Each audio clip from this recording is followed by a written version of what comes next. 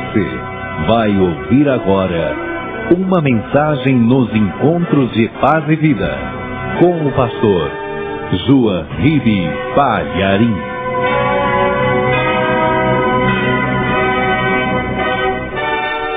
Evangelho de João, capítulo 18, versículo 22. Acharam?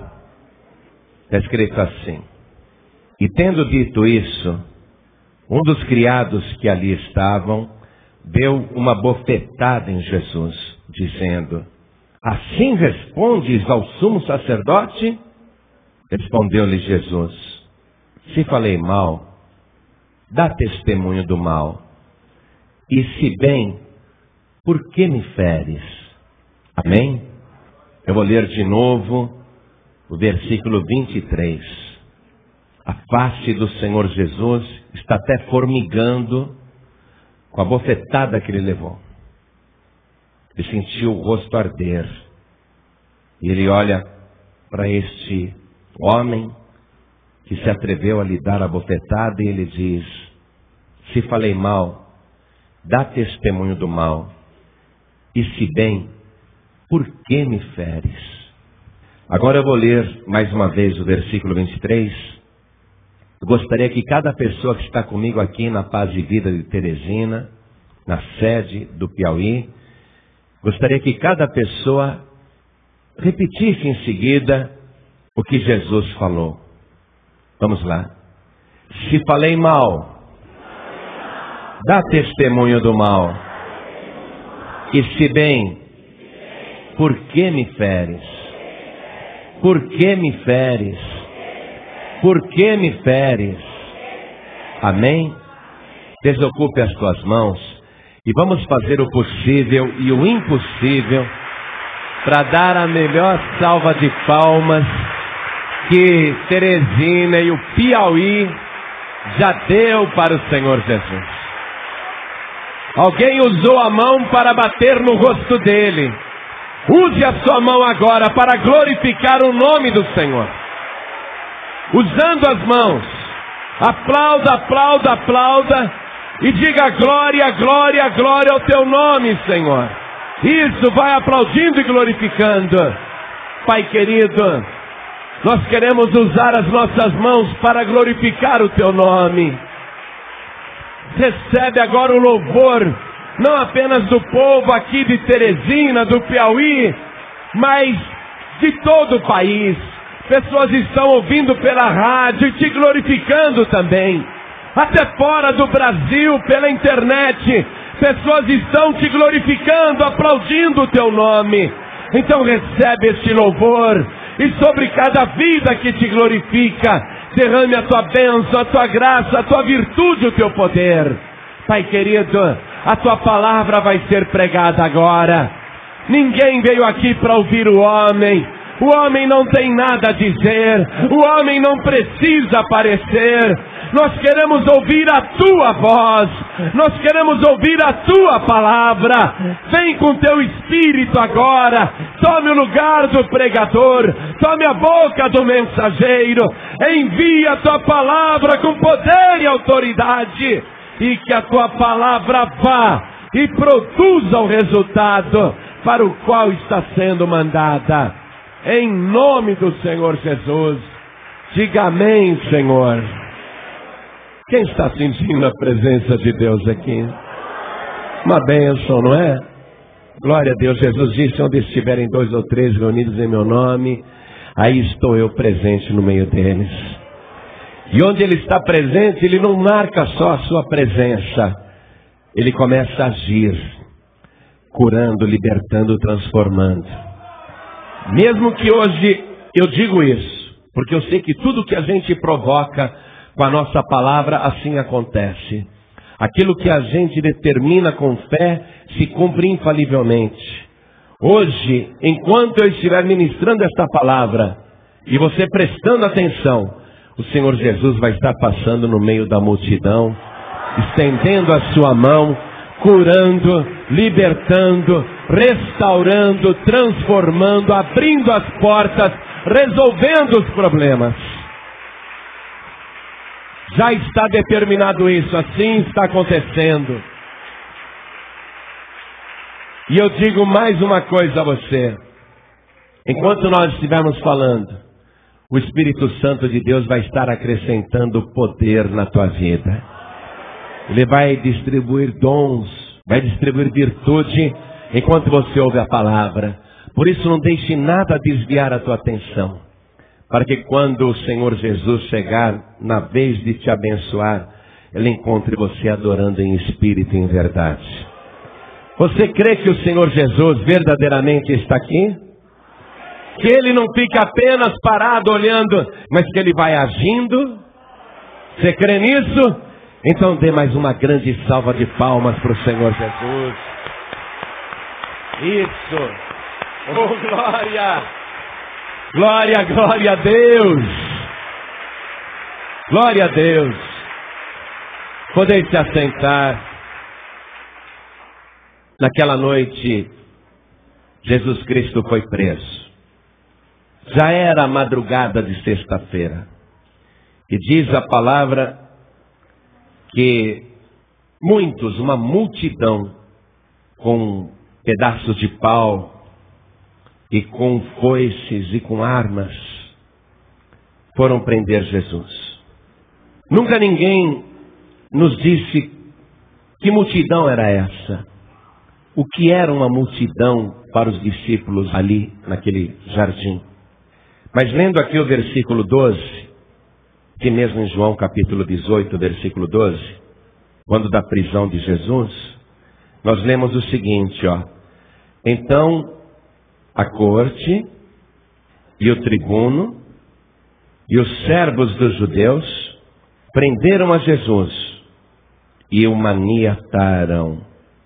Veja só, essa coorte, alguns dizem que o certo é dizer coorte. Esta coorte ou coorte era uma facção do exército romano. Essa expressão era usada só para o exército romano. E uma corte ou coorte era a 10ª parte de uma legião. Uma legião do exército romano tinha 6.000 soldados. Uma corte ou coorte, portanto, tinha 600 soldados. Isso significava 6 centúrias. Também supomos que além dos 600 soldados romanos, havia ali também 6 centuriões, porque o centurião era aquele que tomava conta de 100 soldados romanos. Então só de soldados romanos naquela noite para prender Jesus, eu te garanto isso, tinha uma verdadeira multidão de homens armados. Homens com lanças, espadas, escudos, que fizeram uma invasão do Monte das Oliveiras. E tantos soldados assim foram requisitados, porque a ideia era cercar o Getsemane, para que ninguém fugisse entre as árvores, entre as oliveiras. Só de soldados romanos uma corte, ou coorte, 600 soldados. Mas a gente vê que também havia ali o tribuno e os servos dos judeus. Essa palavra servos dos judeus significa os guardas do templo, porque o templo de Jerusalém, ele tinha uma guarda particular, constituída de judeus. É como o Vaticano hoje. O Vaticano tem uma guarda também, um exército ali, não é?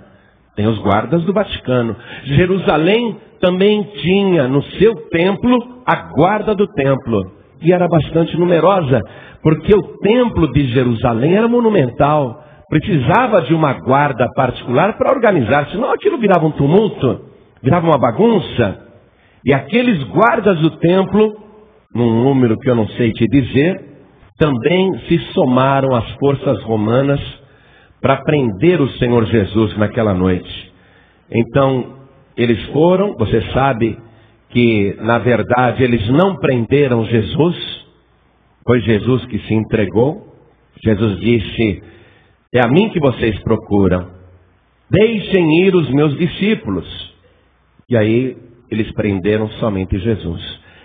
E um ato de covardia, eles amarraram Jesus naquela hora. Tantos para prender um homem desarmado, que se entregou voluntariamente e mesmo assim foi amarrado. Não sei te dizer se com as mãos para a frente ou se com as mãos para trás, mas Jesus Cristo foi amarrado. E olha aqui no versículo 13. E conduziram-no primeiramente a Anás, por ser sogro de Caifás, que era o sumo sacerdote daquele ano. Por que levaram Jesus primeiramente para a casa de Anás? Porque esse Anás, ele era o antigo sumo sacerdote do templo. Ele foi sumo sacerdote antes de Caifás. Ele começou a ser sumo sacerdote no ano 7 da era cristã, mas no ano 18 da nossa era, ele foi deposto pelo governador da Síria, que se chamava Quirino. E esse governador Quirino, quando depôs o Anás como sumo sacerdote, ele nomeou outro, que foi José Caifás. Aí o que Anás fez para continuar no poder? Ele tratou de casar uma das filhas que ele tinha com o novo sumo sacerdote chamado Caifás. E com essa manobra, ele continuou no poder. E Caifás também gostou desse acerto, porque assim ele tinha ao lado dele todo o controle que Anás exercia sobre Jerusalém. Anás, por causa disso, era considerado ainda uma grande autoridade em Israel, uma autoridade espiritual. Ele era sogro do sumo sacerdote. E tem um outro motivo também, porque Anás continuava sendo uma pessoa importante e até considerado ainda sumo sacerdote. É que para o judeu, em função de um artigo na Torá, o sumo sacerdote era vitalício. O seu cargo só terminava quando ele morria. Então o fato do procurador Quirino ter destituído Anás como sumo sacerdote, para o povo isso não quis dizer nada. Porque para o povo Anás continuava sendo sumo sacerdote. No livro de Êxodo, capítulo 29, versículo 9, eu quero que você acompanhe comigo para aprender a palavra de Deus e entender também essa situação da prisão de Jesus e por que ele foi levado primeiramente na casa de Anás. Aqui em Êxodo capítulo 29, versículo 9, diz assim, E os cingirás com um cinto a Arão e a seus filhos, e lhes atarás as tiaras, para que tenham o sacerdócio por estatuto perpétuo, e sagrarás a Arão e aos seus filhos. Quer dizer que o primeiro sumo sacerdote que Israel teve, que se chamou Arão, ele era vitalício, e os seus filhos também. Então é por isso que os judeus consideravam ainda Anás sumo sacerdote, porque o sacerdócio somente terminava com a morte do sacerdote. A decisão política de Quirino destituir Anás não impedia que o povo ainda o considerasse sumo sacerdote. E foi isso também que causou aquela situação estranha que a gente lê no Evangelho, que quando João Batista começou a pregar no deserto, o evangelista, ao narrar esse fato, ele diz que tinha 2 sumos sacerdotes. Vamos lá no Evangelho de Lucas, capítulo 3. Olha só, versículo 2. Quando João Batista começou a pregar, o Evangelho diz assim, sendo Anás e Caifás sumos sacerdotes. Veja, você sabe que a palavra sumo quer dizer o máximo, não é? O top, o número 1. Se sumo sacerdote é o sacerdote máximo, como que poderia ter 2 sacerdotes máximos naquele tempo? Um teria que ser maior que o outro. Olha só. Mas é como se naquele tempo existisse 2 sumos sacerdotes. Jesus Cristo preso, foi levado primeiro para a casa de Anás. Esse Anás ficou muito contente quando ele viu Jesus amarrado, sendo levado ali no seu palacete. Ele ficou muito feliz porque ele tinha um ódio de Jesus. Ele não suportava Jesus, sabe por quê? Porque Anás, ele tinha 5 filhos que também eram sacerdotes. E esses 5 filhos é que controlavam as barracas dos camelôs, onde os vendilhões do templo faziam seus negócios. E os sumos sacerdotes, filhos de Anás, tinham participação no resultado das vendas. E por 2 vezes, Jesus Cristo foi lá nas barracas dos filhos de Anás e derrubou tudo. Então Anás ficou muito contente quando viu Jesus Cristo preso. Ele sentiu um prazer especial. Olha só, esse homem que tanto prejudicou os nossos negócios, este homem que tanto nos censurou, agora está aqui no meu palacete, preso, amarrado, indefeso. Agora é a nossa vez.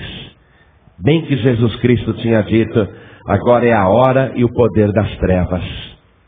Aí esse Anás começou o interrogatório de Jesus. E ele quis saber de Jesus sobre os seus discípulos e sobre a doutrina que Jesus Cristo pregava. Ele inquiriu assim diretamente. Perguntou para Jesus, fale-nos dos seus discípulos. E qual é a doutrina que pregas em Israel? Aí Jesus Cristo olhou para Anás, que não era sumo sacerdote mais, mas se fazia como tal. Jesus olhou para Anás e disse assim, eu falei abertamente ao mundo, e sempre ensinei na sinagoga e no templo, que é onde os judeus se ajuntam, e nada disse em oculto. Para que me perguntas a mim? Pergunta aos que me ouviram, o que é que lhes ensinei? Eis que eles sabem o que lhes tenho dito. Quando Jesus acabou de dar essa resposta, um dos servos do sumo sacerdote, e eu quero que você entenda que esse servo era a guarda, fazia parte da guarda do templo que prendeu Jesus, e ele devia ser talvez o chefe da guarda, porque ele estava ali numa posição principal como autoridade também. Foi ele que conduziu Jesus até Anás. Ele devia ser o chefe da guarda do templo. Esse homem sabia muito bem o que Jesus já tinha feito naquela noite, porque lá no Jardim das Oliveiras, na prisão de Jesus, Pedro tirou a espada e tentou ferir um guarda e cortou a orelha daquele soldado do templo que se chamava Malco. Esse chefe dos guardas, ou esse guarda, se ele não for chefe, ele viu quando Jesus consertou a orelha do homem que sangrava muito e fez aquele milagre na hora. Aquele guarda sabia que Jesus tinha um poder especial, mas ele naquele momento ele quis ficar do lado do falso, do ilegítimo sumo sacerdote. Olha só, naquele momento ele poderia tomar uma posição.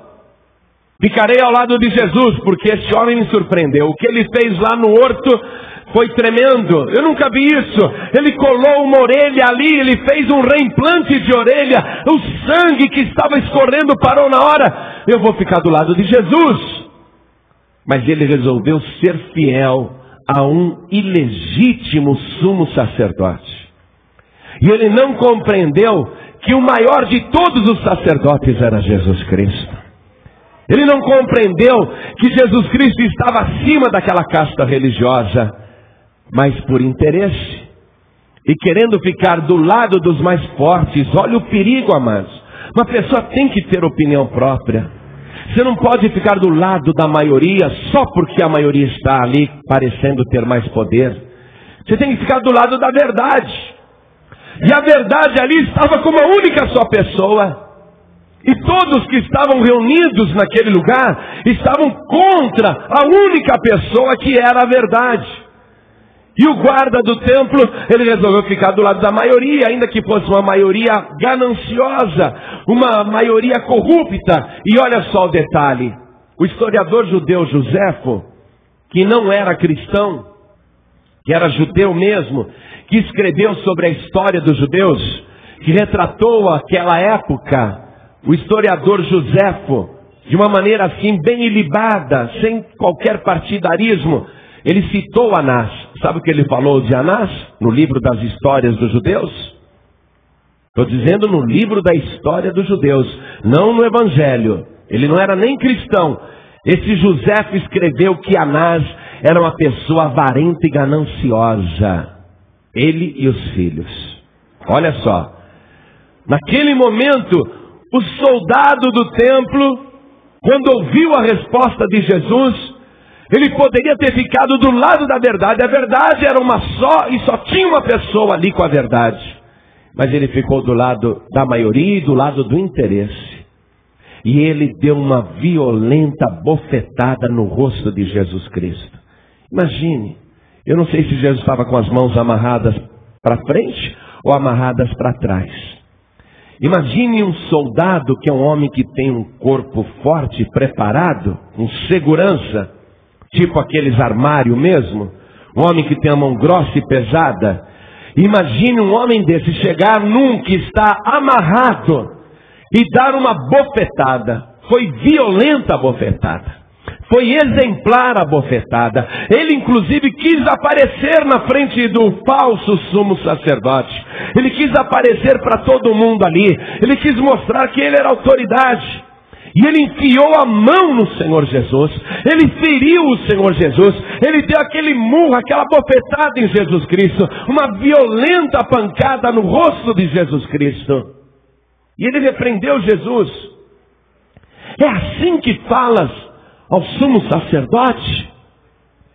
Jesus Cristo deu aquela resposta: se falei mal, dá testemunho do mal. E Jesus está olhando bem nos olhos daquele guarda. Mas se falei bem, por que me feres? Você imagine o Senhor Jesus olhando profundamente para aquele guarda, não mostrando nenhum medo da sua autoridade, não mostrando qualquer covardia, mas olhando nos olhos, penetrando na alma, penetrando na consciência, fazendo uma pergunta para despertar a consciência da pessoa, fazer a pessoa refletir sobre aquela violência gratuita, fazendo a pessoa refletir inclusive sobre por qual motivo ele estava ferindo o Senhor Jesus. E essa é a pergunta que ficou ecoando na consciência daquele guarda, que ficou se repetindo. E essa é a pergunta que eu e você e toda a humanidade tem que saber a resposta. Se eu falei mal, dá testemunho do mal. Quem é que apareceu até hoje para falar mal de Jesus Cristo com razão? Falam mal de Jesus, mas sem razão. Agora, quem apareceu para falar mal de Jesus e comprovar que estava falando mal com razão?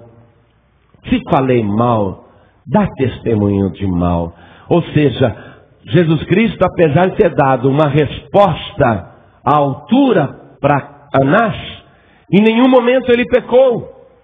A resposta foi à altura. E foi uma resposta correta. Nunca falei nada em oculto. Sempre ensinei abertamente no templo e nas sinagogas. As pessoas que me ouviram sabem o que eu tenho dito. Pergunta para as testemunhas. E num julgamento, não é para ficar se ouvindo o réu, é para se ouvir as testemunhas. Jesus Cristo não falou nada demais, não pecou nisso não. Se falei mal, dá testemunho de mal. O que foi que Jesus fez de mal neste mundo?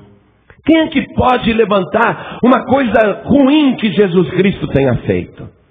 Todos os discípulos que acompanharam Jesus de perto durante 3 anos e meio, convivendo ali na intimidade, todos eles escreveram e testemunharam que Pilatos e os judeus mataram o Santo de Deus. Todos eles sempre pregaram e anunciaram que Jesus não tinha pecado. Jesus está falando, se eu falei mal, dá testemunho de mal. Ou seja, ele está pedindo provas na sua acusação. Não há provas.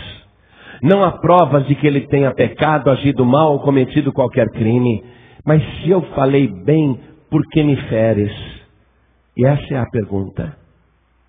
Se Jesus Cristo só fez o bem no mundo, se ele curou todos os doentes de todas as enfermidades, se ele libertou todos os oprimidos do diabo, se ele inclusive ressuscitou 3 defuntos, se ele multiplicou o pão para matar a fome de multidões, se ele sempre teve uma palavra boa para o cansado, para o aflito, para o desesperado, se ele proferiu as mais belas e sábias palavras que já foram pronunciadas na face da terra, se ele só andou por este mundo fazendo o bem, por que me feres? Essa é a pergunta. Por que me feres? Jesus Cristo quer que você reflita nisso. Essa pergunta tem que ecoar na tua mente. Porque muitas pessoas ficam achando que Jesus Cristo foi ferido apenas por causa da sordidez humana. Só por causa disso. Pela crueldade humana. Porque os homens são maus, então escarneceram dele, e os bons realmente sofrem. Muita gente acha que foi por isso que ele foi ferido. Mas a resposta precisa ser exata. Porque a resposta exata faz a diferença entre quem compreende o sacrifício de Jesus e quem não compreende a morte de Jesus. Aquele guarda que deu a bofetada violenta em Jesus Cristo, pode ter certeza, a sua mente não parava de repetir essa pergunta: por que me feres? E toda vez que uma palavra de Deus penetra na mente humana, aquilo fica se repetindo sem parar. Fica repetindo sem parar. A palavra, ela ecoa. É isso que nós chamamos ecoar a palavra. Quando a pessoa não quer pensar naquilo, ela quer esquecer aquilo, mas a palavra fica ecoando, fica se repetindo. A pessoa não quer pensar nesse assunto, mas ela fica se repetindo na sua mente. Um padre, lá do interior de São Paulo, ele um dia ouvindo a rádio, ouvindo escondido dentro lá do seu dormitório, ouvindo bem baixinho a mensagem, ele não perdia uma noite. Um dia ele ouviu a seguinte palavra: não farás para ti imagem de escultura, não te encurvarás diante delas, nem as servirás, porque eu sou o Senhor vosso Deus. Aí isso ficou repetindo na cabeça daquele padre. Ficou repetindo. Essa é a bênção da palavra. Sabe por quê? É uma palavra viva. Se você estivesse ouvindo aqui a palavra de um homem, morria aqui. Mas você está ouvindo a palavra do Senhor Jesus. Foi por isso que mesmo sem ter escrito nenhuma linha, Jesus Cristo pôde dizer com segurança: passarão os céus e a terra, mas as minhas palavras não hão de passar. Porque a palavra de Deus ecoa. A palavra de Deus ecoa, repete, repete, repete, repete. Só para você saber o que aconteceu com o padre, ele não conseguia mais dormir. Ele não conseguia mais fazer nada. Aí ele foi celebrar a missa. Quando ele ergueu assim a hóstia para consagrar, aquela palavra continuou repetindo na mente dele. E ele ficava olhando para aquela igreja cheia de imagens de escultura. E a palavra se repetindo: não farás para ti imagem de escultura, não farás para ti imagem de escultura. Aquele padre sentiu um calor tão forte como ele nunca tinha sentido antes. Um calor sobrenatural. E ele me disse que depois começou a falar palavras que ele não entendia. Tadinho, foi batizado com o Espírito Santo e nem percebeu.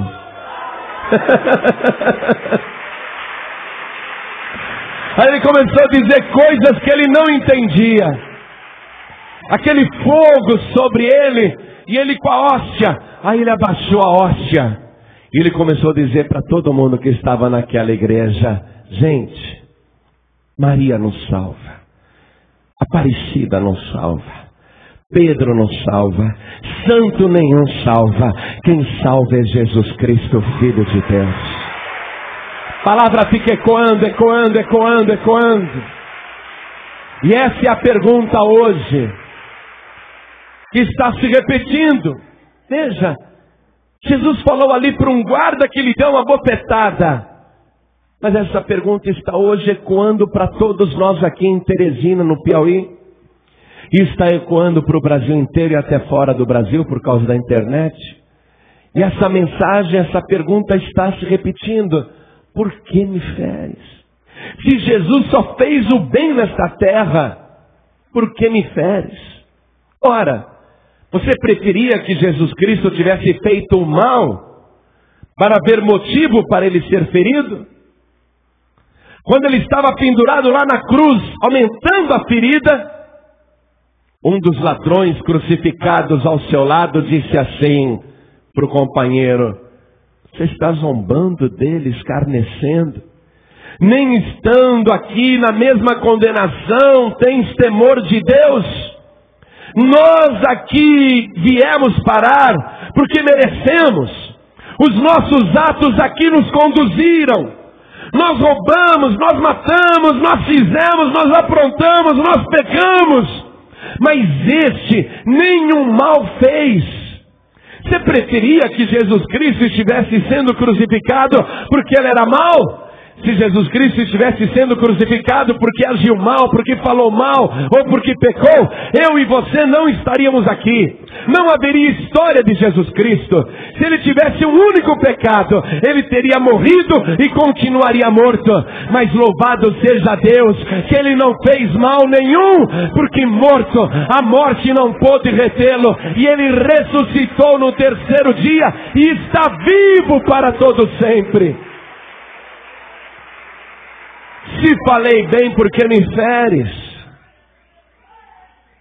Pilatos vai querer soltar Jesus, que sabe que ele é inocente.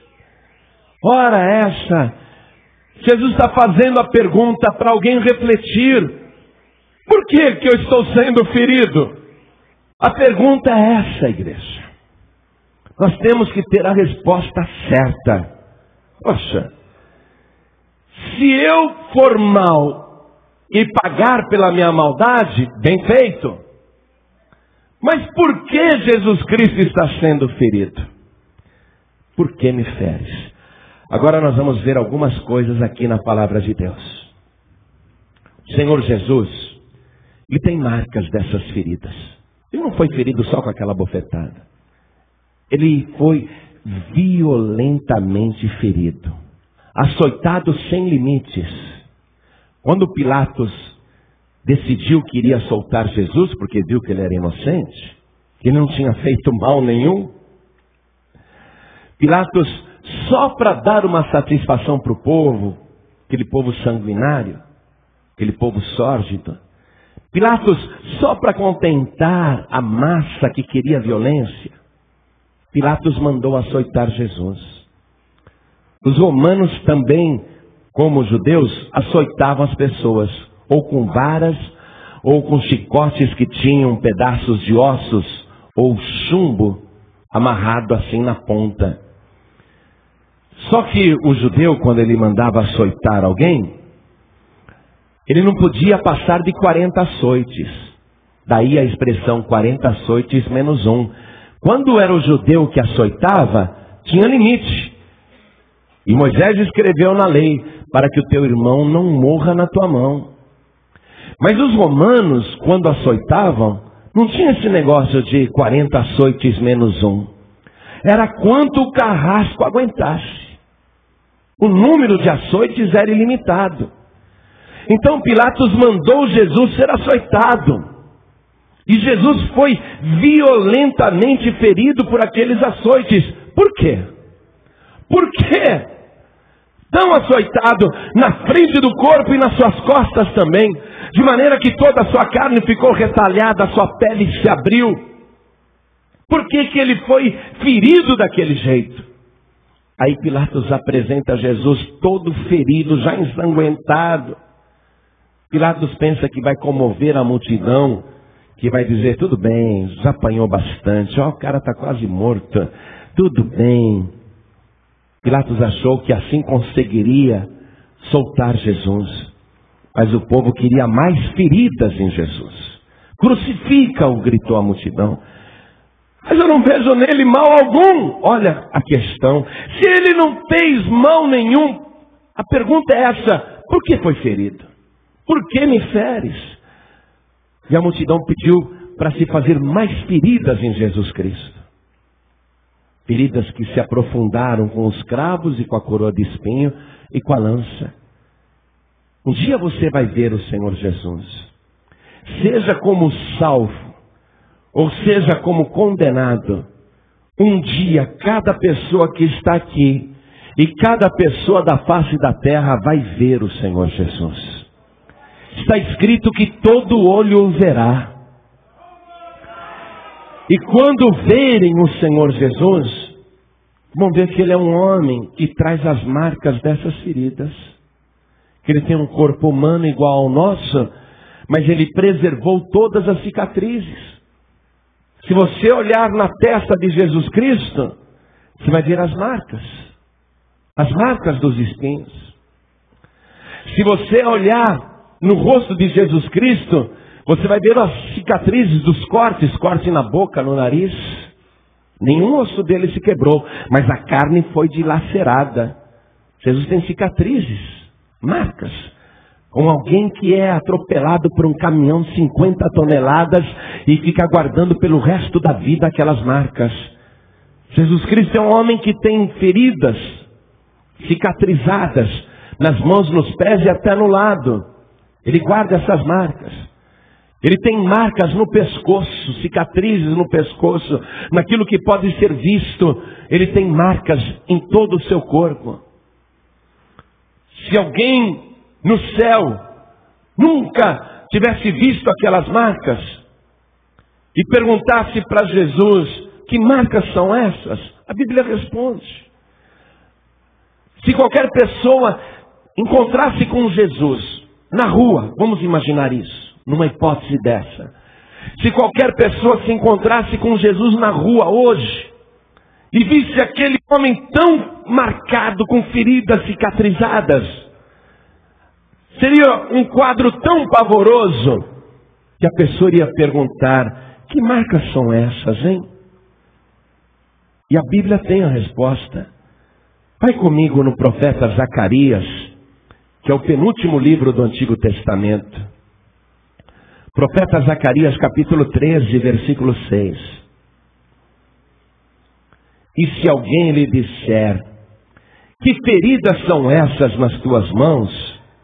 Dirá ele, são as feridas com que fui ferido em casa dos meus amigos. Sabe quando você encontra uma pessoa toda cheia de cicatriz e você fala assim, poxa, o que foi isso? Ah, fui atropelado, caí da moto. Não, isso foi um acidente que aconteceu comigo, me envolvi num acidente de trânsito, não é? Puxa, mas quantas marcas. Se alguém, assim por acaso, encontrasse com Jesus agora, como pessoa comum, se isso fosse possível, a pessoa ficaria tão impressionada com a quantidade de feridas cicatrizadas que ele tem, que a pessoa não aguentaria, teria que fazer essa pergunta, vem cá, que feridas são essas? E ele iria dizer, são as feridas com que eu fui ferido na casa dos meus amigos. Por que me feres? O que significam essas feridas aqui? O rei Salomão, que viveu cerca de 960 anos antes de Cristo, ele escreveu vários provérbios.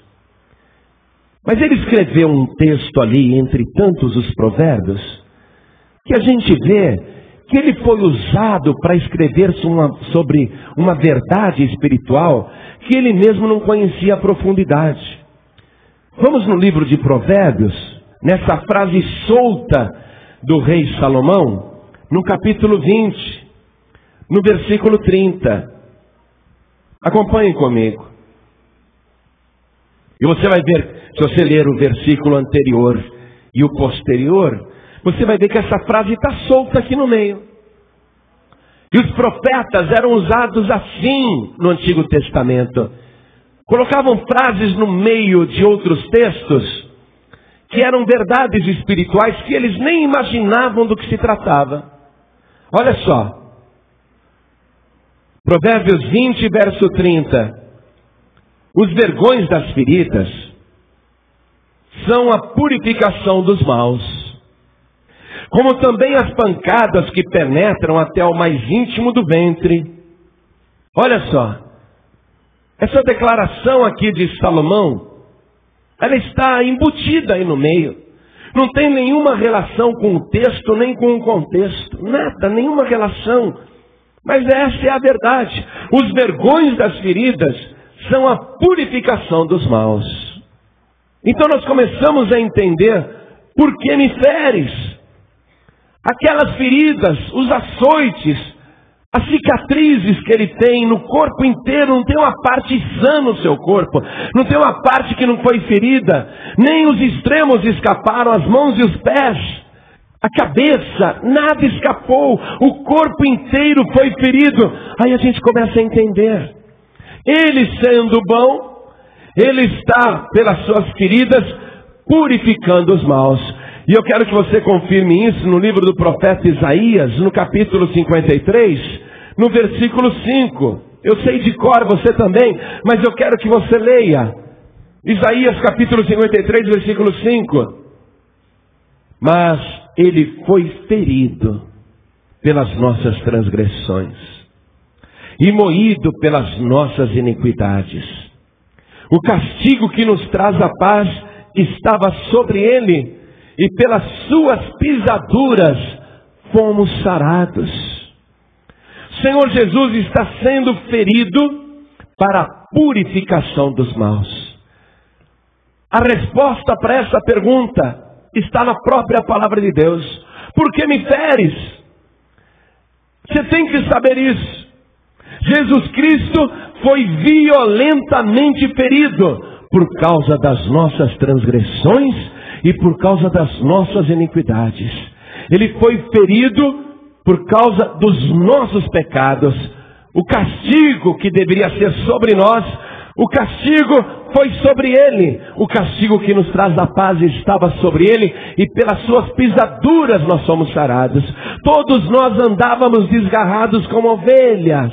Cada um se desviava pelo seu caminho, mas o Senhor fez cair sobre ele a iniquidade de nós todos. Ele foi ferido e humilhado, mas não abriu a sua boca. Como um cordeiro mudo foi levado ao matadouro. Jesus Cristo se portou como cordeiro. Sabe por quê? Foi ferido em extremo. Verteu todo o seu sangue para que hoje eu e você, pessoas do mundo inteiro, sejam purificadas pelo sangue do Cordeiro. Os açoites do Senhor Jesus é a purificação dos maus.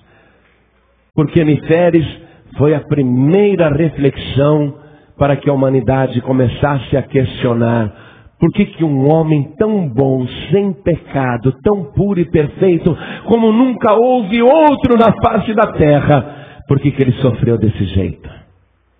Por que ele foi ferido? Foi por tua causa. Porque se ele não fosse ferido dessa maneira, seria você ferido desse jeito no dia do juízo. Olha só, eu vou repetir isso.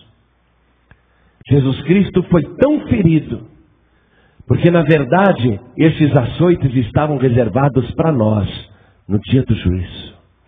Aliás, continuam reservados para os que não creem em Jesus. Os açoites estão reservados para o dia do juízo, para os que não creem em Jesus. Toda pessoa humana está reservada para o castigo, mas a pessoa que entrega a vida para Jesus, ela sente paz. Porque o castigo que nos traz a paz estava sobre ele. Quando você ver naquele dia, e eu disse que todo mundo aqui, seja salvo ou condenado, todo mundo aqui um dia vai ver o corpo do Senhor Jesus. Todo mundo vai contemplar as suas feridas. A pessoa que não conhece a palavra não sabe a resposta, por que ele foi ferido. Mas o salvo sabe, ele foi ferido para me dar vida e vida de verdade. São essas feridas que me trazem a paz e a certeza da salvação. Você vai olhar um dia para outros justos, salvos, que estão lá na glória, que partiram antes de nós. Você vai conhecer o rei Davi. Você vai conhecer Abraão, Isaque e Jacó. Você vai conhecer Pedro. Você vai conhecer Maria. Você vai conhecer João. Você vai conhecer o Tadeu. Você vai conhecer muita gente. Muitos salvos. Você vai ver ali, você vai ver o Estevão. Você vai ver o Nicodemos. Você vai ver o Zaqueu. Você vai ver José de Arimateia. Você vai olhar para aqueles justos e todos eles estão resplandecendo. Todos eles estão com pele perfeita. Você vai dizer, eu não sabia que os salvos ficavam tão belos depois de salvos. Você vai ver que eles resplandecem a glória de Deus. Mas nenhum deles vai ter qualquer cicatriz, qualquer ferida. Você vai olhar para todos eles, e todos eles serão belos e perfeitos.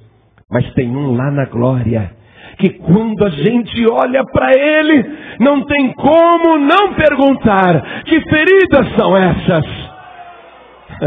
Ele está todo ferido, ele guarda as marcas dessas feridas. Mas os salvos, quando contemplarem, vão saber, é por causa destas feridas que eu vim parar neste lugar de glória. Era eu que devia estar ferido desse jeito e lançado lá no abismo, mas ele foi ferido no meu lugar. Esse justo foi ferido desse jeito, e eu te digo, se hoje fosse necessário fazer isso de novo, ele faria por amor a você. Por amor a você. Se Deus hoje dissesse na sua ira santa, eu vou açoitar esse pecador, Jesus Cristo se colocaria na frente do pecador e diria, Pai, não faça isso. Na tua ira, açoite a mim mesmo, castigue a mim mesmo. Ele se colocaria na tua frente. Mas esse é um ladrão, é um pecador, é um miserável. Essa mulher é uma pecadora. Essa pessoa blasfemou do meu nome. Essa pessoa me virou as costas. Essa pessoa odiou o ser humano que eu criei à minha imagem e semelhança. Eu quero açoitá-la. Hoje, se isso fosse acontecer, e se você olhasse para Jesus e se escondesse atrás dele, Jesus Cristo iria dizer, Pai, eu prefiro ser açoitado no lugar desta pessoa. Por quê, meu filho? É porque ela me escolheu como seu único Salvador. Eu não posso permitir que ela sofra um só arranhão. Ele se coloca na tua frente. Ele se põe no lugar do pecador. Porque me feres para salvar a tua alma, se você crer. Se você crer que eu sofri no teu lugar. Se você crer que eu fiz isso por amor a você. E se você se esconder atrás das minhas feridas. Se você se esconder atrás do meu castigo. Nenhum açoite te alcançará. Nenhum tormento, nenhum castigo chegará até você. Porque eu vou aparar todos os castigos. Eu vou aparar todo o sofrimento. É como se Jesus Cristo fosse um para-raio. Tudo que deveria cair sobre o pecador, recaiu sobre ele. É por isso que o pecador, a pecadora, tem que se esconder atrás de Jesus. E por que você vai fazer isso?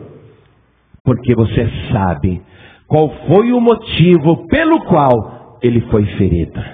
Por que me feres? Eu sei. E porque agora eu sei, eu quero me esconder atrás de Jesus Cristo. Por mais que eu ame os outros personagens bíblicos, tenho um carinho todo especial por Davi. Por mais que eu admire tanto Moisés e Elias, Jeremias, Isaías. Por mais que eu admire Abraão, Isaque e Jacó. Por mais que eu admire Josafá, por mais que eu admire todos os outros personagens bíblicos, por mais que eu veja neles exemplos para a minha vida, eu jamais posso ver neles uma pessoa que me abriga da ira futura. Abraão, se eu correr para me esconder atrás dele, me dirá: não posso fazer nada por você. Se eu correr atrás de Jacó e dizer: Jacó, tenho medo do juízo, me ajude a escapar, Jacó dirá: não posso fazer nada por você. Se eu correr atrás da Maria: Maria, eu te acho uma mulher tão extraordinária, por favor, Maria, me esconda da ira futura, Maria dirá: não posso fazer nada por você, sinto muito. Pedro, por favor, Pedro, eu te admiro tanto, Pedro, por favor, me esconda da ira futura. Pedro dirá: sinto muito, não posso fazer nada por você. E se eu, desesperado, começar a dizer: por favor, Moisés, Elias, Jeremias, Isaías, por favor, Davi, por favor, Pedro, por favor, João, por favor, Maria, vocês não podem fazer nada por mim. Ah, Gabriel, arcanjo Gabriel, ah, Miguel, por favor, vocês não podem fazer nada por mim. Quem é que pode então? E o céu todo vai apontar para o Cordeiro de Deus e vai dizer: Ele pode. Se esconda atrás dele, ele pode. Porque só ele foi ferido pelas nossas transgressões e moído pelas nossas iniquidades. Só ele traz as marcas dos nossos pecados.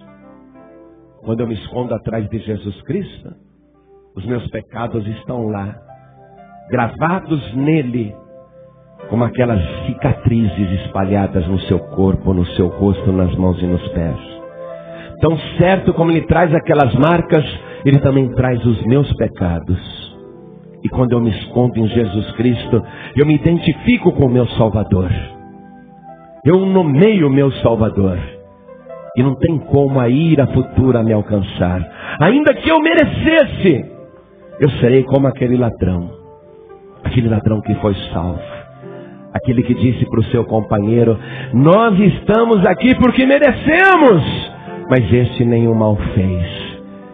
Ainda que eu mereça, aquele mal não vai me alcançar, a ira futura não vai me atingir, porque eu vou ouvir do Senhor Jesus o que disse aquele ladrão que disse: Senhor, lembra-te de mim quando entrares no teu reino. Eu vou ouvir a mesma resposta de Jesus: ainda hoje estarás comigo no paraíso. Eu entro no paraíso, mesmo sendo pecador, mas eu entro pelo sangue do Senhor. Eu tenho acesso à salvação por causa das feridas que Jesus Cristo sofreu no meu lugar. Eu creio que os meus pecados foram marcados no seu corpo. Eu creio que Ele morreu por mim. Eu creio que Ele levou os meus pecados, as minhas iniquidades. É por isso que eu sou salvo. É por isso que eu não entrarei em juízo. É por isso que naquele dia, quando forem abertos os livros, toda a humanidade, vinda de Adão até agora, toda a humanidade vai estremecer. Naqueles livros estão registrados todos os pecados, no livro das obras, nos livros das obras, tudo ali marcado. A humanidade vai estremecer, mas eu não vou nem me preocupar. Os livros das obras podem dizer o que quiserem a meu respeito, mas tem um livro lá na glória, que é chamado o livro da vida do Cordeiro. E aquele livro da vida do Cordeiro tem o meu nome escrito, e embaixo dizendo assim: recebeu Jesus Cristo, Filho de Deus, como seu único Salvador, e o sangue do Cordeiro purifica de todo o pecado. Eu não tenho nenhum medo do juízo final, porque o meu nome está escrito no livro da vida do Cordeiro. E eu consigo continuar salvo, sabe por quê? Porque eu continuo apegado com o Cordeiro de Deus que tira o pecado do mundo. Continuo salvo por causa dele. Por isso agora eu vou fazer o convite, agora que você sabe. Por que Jesus foi ferido? Por que me feres? Não pense você que guarda ordinário. Não, ele guarda lá. Ele representa só uma parte da humanidade. Todos os outros depois que feriram Jesus, eles completam a humanidade. São os nossos representantes. Aqueles que torturaram Jesus e o crucificaram, aqueles lá são os nossos representantes. Só que eu agora, eu me arrependi. Ainda que eu seja descendente daquela geração, ainda que você seja descendente daqueles que crucificaram Jesus, que torturaram Jesus, ainda que você faça parte da mesma raça humana, hoje você tem que se arrepender. Agora eu sei porque ele foi ferido. Agora eu sei. Foi por minha causa. Aquelas feridas são as marcas dos meus pecados. Eu reconheço isso agora. E eu quero pedir perdão a Ele. Eu quero entregar minha vida para Jesus. Eu quero reconhecê-lo como o único Senhor e Salvador. E sabe o que é irônico, amados? Você sabe o que é irônico? Isso deve causar espanto em Deus sobre a natureza humana. Deve causar espanto nos anjos de Deus. Que aparece um maluco aqui na terra dizendo que é Jesus Cristo. Uma pessoa que não faz milagre nenhum. Uma pessoa que não tem poder nenhum. Que afirma que é Jesus Cristo e tem gente lá se vestindo como Ele, querendo acompanhá-lo e acreditando que aquele é Cristo. Um Cristo defeituoso, quando a humanidade não crê no verdadeiro. Ouça isso agora. Não há nenhum Cristo na face da terra. Mas surgirão muitos falsos cristos e muitos falsos profetas. Enganarão a muitos. Mas esses que estão enganados, um dia serão desenganados. Porque um dia eles verão o verdadeiro Cristo. Como que alguém pode acreditar em alguém que aparece na terra e diz que é Cristo? Cadê as feridas? Cadê as feridas? Uma mulher estava num leito de morte. Desculpe, eu não quero falar mal não, mas eu quero contar isso. Me entenda, é para você aprender.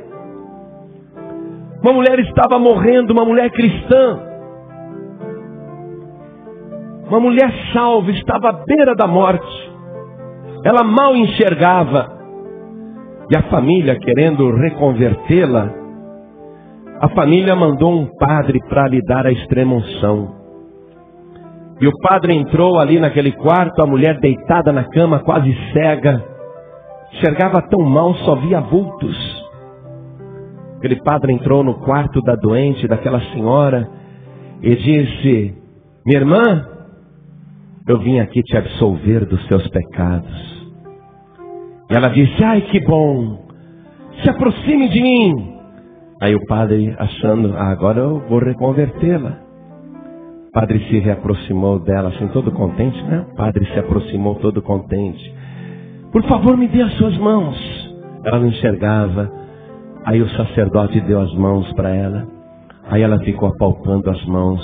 Ela não enxergava. Ela ficou apalpando, ficou mexendo. E ela disse: sacerdote, o senhor é um grande mentiroso. O senhor é um falsário. O Senhor não pode me absolver de nenhum pecado. Porque o único que pode me absolver dos meus pecados é aquele que traz nas suas mãos as feridas que ele recebeu na cruz do Calvário. E o sacerdote recolheu a sua mão e saiu do quarto daquela mulher. Por que ele foi ferido? Para ter as marcas da salvação. Para que você identifique o Salvador. Ele é o único que pode perdoar todos os seus pecados, sejam eles quais forem. Porque ele foi ferido por tua causa. E hoje, se você reconhecê-lo, olha só, se você reconhecer o verdadeiro Cristo como teu único Salvador, como o único que pode apagar os teus pecados, o único aonde você pode se refugiar e se esconder da ira futura. Se você fizer isso agora, o teu nome vai ser escrito no céu, no livro da vida do Cordeiro. Por isso eu vou fazer a pergunta para você. Nós não estamos falando de religião, mas causa realmente revolta ver que pessoas que não entram no céu não deixam também os outros entrarem. Isso causa revolta. Não resta dúvida que eles darão contas do que estão fazendo. Não resta dúvida. Mas até aí, a sua alma já se perdeu. Você que está se apegando com homens, acreditando em vestimentas, em batinas. Você que está acreditando em seres humanos. Você que está acreditando no barro, no gesso. Você que está acreditando em pessoas mortas, ainda que tenham sido justas no passado. Você que está tentando se apegar com religião, um dia você vai ser desenganado também. Mas hoje aqui, você está recebendo a resposta na palavra de Deus, porque é que ele foi ferido. E se você compreendeu realmente que só ele foi ferido por tua causa, e ele foi ferido no teu lugar, se você recebê-lo agora como teu único, suficiente, exclusivo e eterno Salvador, agora mesmo, ele vai perdoar todos os seus pecados, e ele vai te dar a alegria da salvação.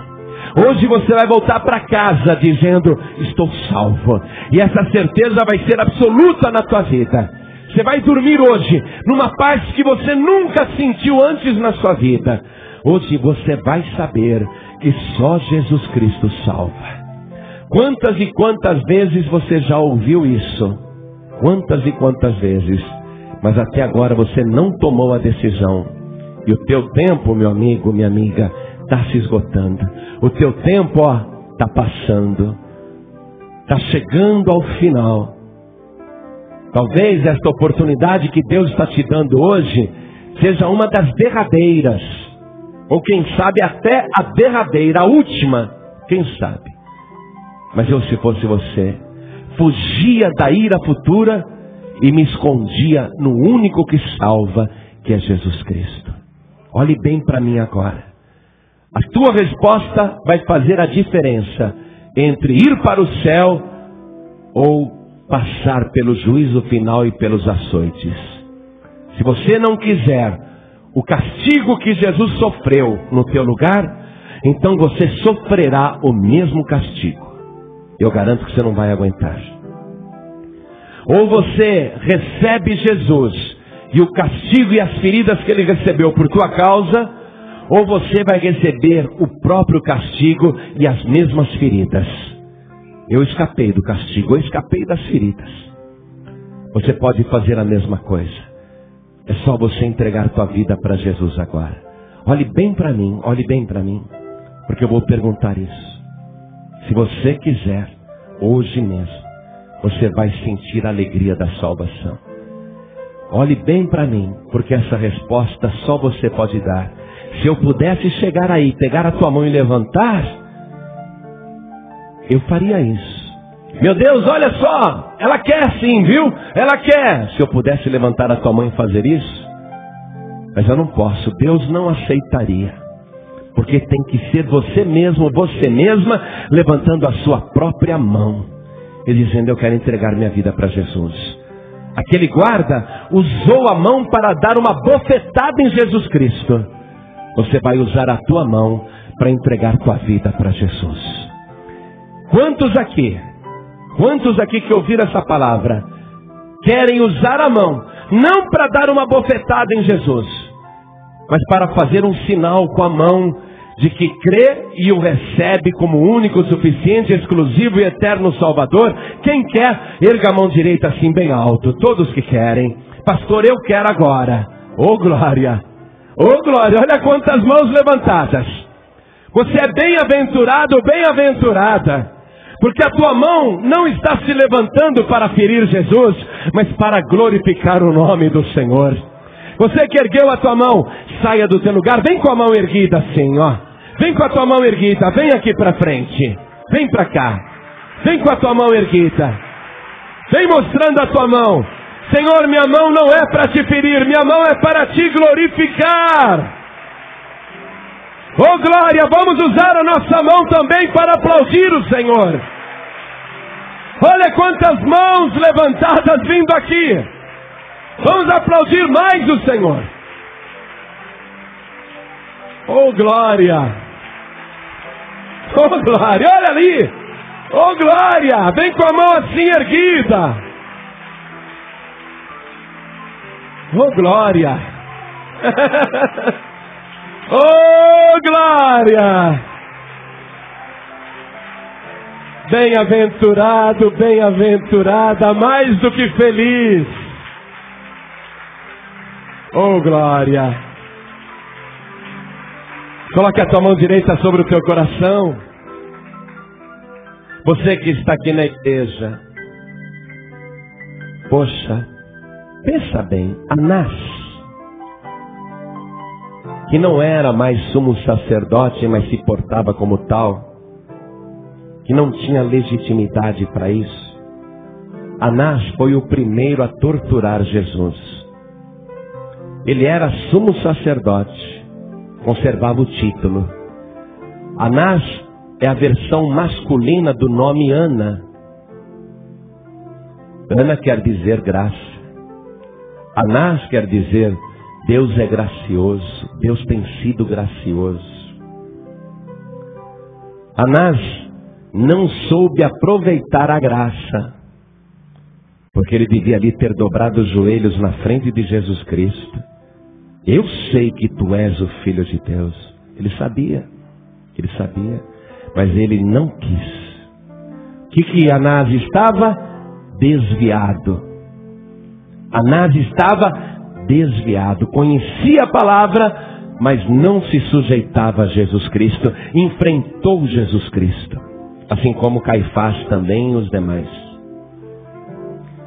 A pessoa, quando está desviada, ela está afrontando o Senhor Jesus, porque ela conhece a palavra, mas não quer mais se sujeitar a Jesus Cristo. Anás devia ter se sujeitado ao Senhor, mas ele não quis, estava desviado. Apesar de Deus ter sido gracioso com ele, aquele miserável não foi salvo.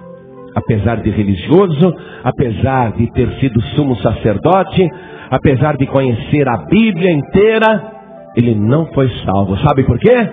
Porque rejeitou se sujeitar a Jesus Cristo. Quem está afastado, afastada, desviado, desviada, está afrontando o Senhor Jesus, não quer se sujeitar a Jesus. Por isso, essa não é a hora de desviar. Eu não tenho dúvida nenhuma que Jesus Cristo está voltando. Quem aqui acredita que Jesus Cristo está voltando? Aquele maremoto na Ásia que matou quase 300 mil pessoas foi um sinal claro, direto, um soco no rosto da humanidade. Somente seres humanos pereceram, os animais não morreram. E aquele tsunami cumpriu assim de maneira escandalosa uma palavra que Jesus Cristo tinha dito. E na terra, além de todos os sinais que eu falei, fome, pestes, terremotos, guerras, rumores de guerras, além de tudo isso que eu falei, que estaria acontecendo na terra, angústia das nações, por causa do bramido e das ondas do mar. Jesus está voltando. Não é hora de você se desviar. É hora de você dobrar os seus joelhos e se sujeitar ao Senhor. Não afronte Jesus, não. Você tem que se apegar com Jesus. Quem perseverar até o fim será salvo. Você que está afastado, afastada, desviado, desviada, ou você que está sem igreja, ou você que está morrendo na fé, ou você que está dividido na fé, ou você que está com um pé na igreja e outro no mundo e não está conseguindo acompanhar Jesus, não é hora de ficar assim. Você tem que se apegar em Jesus Cristo e se esconder em Jesus Cristo. Se você está sentindo temor no teu coração, Se você está sentindo que precisa se apegar mais com Jesus Cristo, então saia do teu lugar e venha aqui para frente também, porque nós vamos orar. Não tenha vergonha não, porque eu sei que o Espírito Santo de Deus está te chamando. E é hora de você perseverar com teu Senhor e Salvador Jesus Cristo. Venha aqui para frente, venha, venha, venha, venha. Isso, venha. Há pessoas que querem vir aqui, mas elas estão com vergonha. E o Espírito Santo está dizendo, venha, porque sou eu que estou te chamando. Não tenha vergonha não. É melhor você fazer isso agora do que se envergonhar depois na volta de Jesus Cristo. Porque se envergonhar na volta de Jesus, não vai haver mais recurso, vai ser a última etapa. Aí você vai ficar para a grande tribulação, aí a vergonha vai ser grande. Se o Espírito Santo de Deus está te chamando também, vem aqui para frente e vamos aplaudir o Senhor Jesus. Vem. E enquanto mais alguém está querendo vir, eu quero convidar as pessoas que estão ouvindo pela rádio, pessoas que estão ouvindo pela internet, quer entregar a vida para Jesus, quer voltar para Jesus, então se ajoelhe ao lado do rádio, se ajoelhe ao lado do computador. Vou pedir para as pessoas que estão comigo aqui na sede da Paz e Vida do Piauí, vou pedir para cada pessoa se ajoelhar comigo também. Você que está dirigindo, está ouvindo esta mensagem, o Espírito Santo falou com você. Você entendeu por quê? Por que ele foi ferido? E você quer se esconder em Jesus Cristo, quer escapar da ira futura. Você que está ouvindo à distância, pela rádio, pela internet ou num aparelho de som, e você quer voltar para Jesus, chegou a hora, faça isso. Coloque a mão direita sobre o teu coração, como nós estamos fazendo aqui na Paz e Vida de Teresina, Piauí, Brasil. Cada pessoa que está com a mão direita colocada sobre o coração, ore assim comigo. Meu Deus e meu Pai,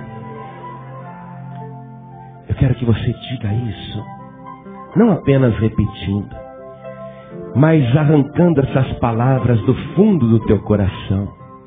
Diga com fé: meu Deus e meu Pai, a tua palavra falou comigo, e eu não posso me esconder em outra pessoa, a não ser em Jesus Cristo, o meu único, suficiente, exclusivo e eterno Salvador.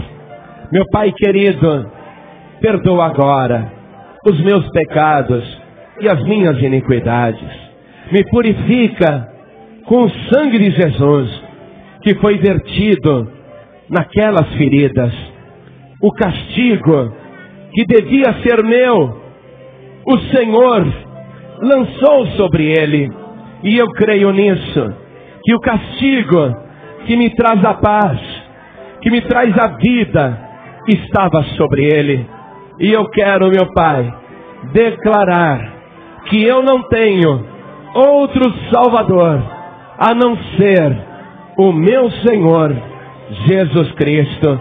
Pai bendito, escreve o meu nome no livro da vida, confirma o meu nome no livro do Cordeiro, e de maneira nenhuma risque o meu nome do teu santo livro.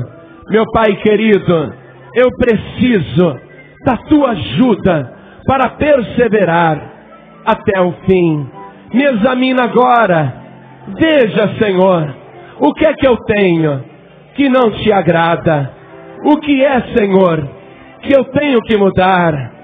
E mude, Senhor, pelo teu Espírito.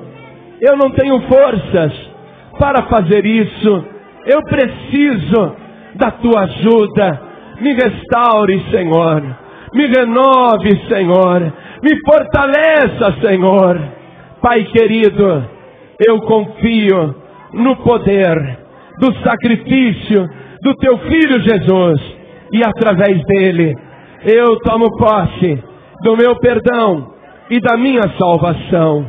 Tudo que eu te peço é que o Senhor me ajude a perseverar até o fim na presença do meu único Senhor e Salvador, Jesus Cristo, para sempre. Amém. Você acabou de ouvir uma mensagem nos Encontros de Paz e Vida, com o pastor João Ribe Palharim. Participe você também dos Encontros de Paz e Vida, às 8 horas da manhã, às 3 horas da tarde e às 7 horas da noite. Comunidade Cristã Paz e Vida, lugar de gente feliz.